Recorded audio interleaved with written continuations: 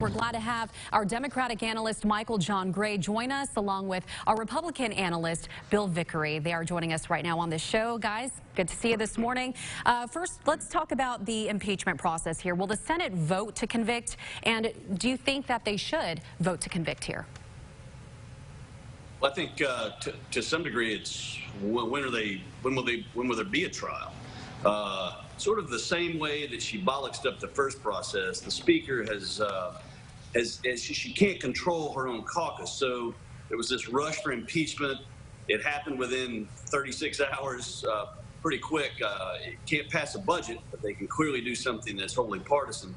I don't know. There's talk they're going to hold them for 100 days or 200 days, and then I guess maybe sneak them in at some point in time in the summer.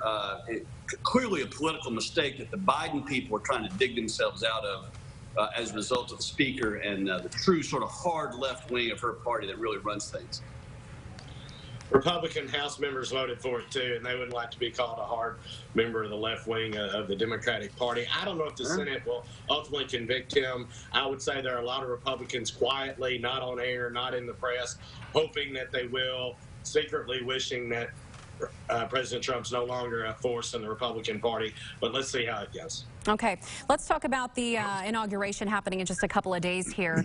There's a huge divide in America right now. What do you think needs to happen to get people more on board with Biden's team for the next 4 years?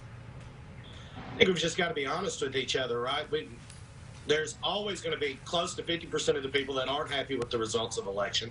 But this election showed that there is a divided country, but there's a lot of room in the middle to have discussion. We've got to get back to understanding that if someone disagrees with you, we don't have to have these vehement attacks from either side. We've got to come to the table and make things work for America. If we've learned anything through this pandemic, it's not about political ideology. It's about keeping our friends and neighbors alive, keeping their small businesses afloat until we get through it, and we've got to continue our legislative duties and the presidential duties in the same way.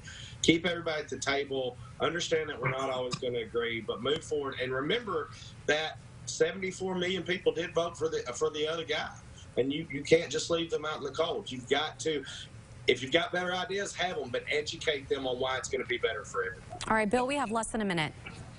Yeah, I do think we have the most evenly divided legislative branch that we've had in 2 centuries. Think about that. You've got to go back before the Civil War, actually, to find a House and a Senate that's so evenly divided, 50-50, with the Vice President casting the deciding vote on the Senate side, and then Nancy Pelosi sits on top of a 4-vote majority. Never seen government as clearly evenly divided from a partisan standpoint as that. I think Michael John's right.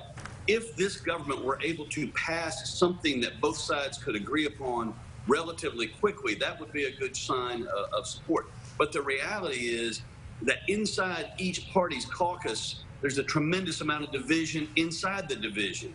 And so that's unfortunately what I think is going to stymie things going forward. We're not going to see anything get done. And Joe Biden's going to be faced with, the first 100 days in office where he may or may not get half of his cabinet officials appointed. So, I'd like to be optimistic, but I'm not. All right, Bill and Michael John, thanks so much for joining us for this week's Political Plays. We'll see you next Monday.